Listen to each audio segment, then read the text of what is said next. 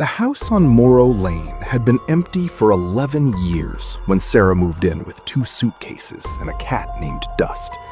She told herself the price explained the silence of the neighbors, the way they pulled curtains instead of waving, the way the realtor shook her hand too quickly and looked at the floor.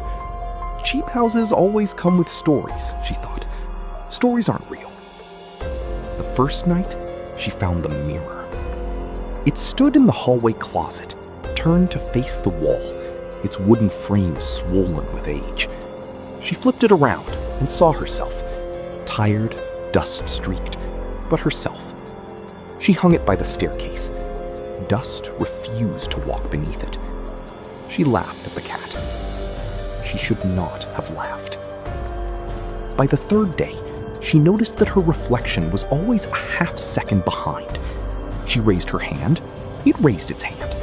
She turned her head, it turned, but always late, always just a breath after her, like it was watching first, then deciding to copy. She told herself, old glass distorts, old glass plays tricks. She Googled antique mirrors and read about impurities in silvering, about waves in the surface that bend light in unusual ways. She felt better. She kept the mirror. There was a particular terror in the familiar becoming strange, not all at once, but by degrees so small you cannot name the moment the world turned wrong. On the 6th night, she woke at 3:14 a.m. to the sound of footsteps on the landing. Slow, deliberate, 11 steps up. She had counted them when she moved in. 11 steps, a creaking 4th, a loose 9th. She heard the 4th creak. She heard the 9th give. Then silence at the top. She did not move for a very long time. When dawn finally pressed gray light under the door, she crept out and found nothing. No one. Only Dust sitting at the top of the stairs, staring at the mirror. She asked the woman across the street, Mrs. Calloway, 70, mouth tight as a coin purse, about the house's history. The woman said nothing for a moment. Then, the family that lived there, the Harrows, they were fine people. What happened to them? Sara asked. Mrs. Calloway looked at the house, not at Sara, at the house, as if it could hear. The father said something got into the mirrors, she whispered.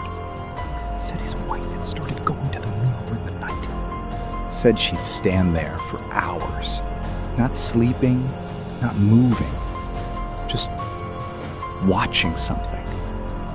Then one morning he woke up and she was gone. Just gone. And the mirror was facing the wall. Sara went home. She told herself, grief does things to people. Grief makes men see what isn't there. She did not turn the mirror to the wall. That night, she stood at the bathroom sink at midnight, washing her face, eyes closed. And when she opened them, her reflection was already looking at her. Eyes already open. Already watching, waiting for her to look up. She left on a Wednesday. She packed nothing. Simply walked out the front door at noon in what she was wearing. Left the key on the kitchen table. Left Dust sleeping on the couch. She got into her car and drove until the town was gone.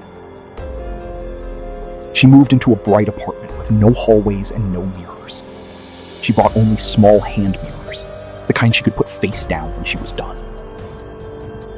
For a while, she was fine. Then, 4 months later, she was brushing her teeth. A small mirror above the sink. Nothing sinister, nothing old. And she noticed it. The same delay. The same breath of a pause before her reflection moved. She told herself, this is nothing. This is guilt.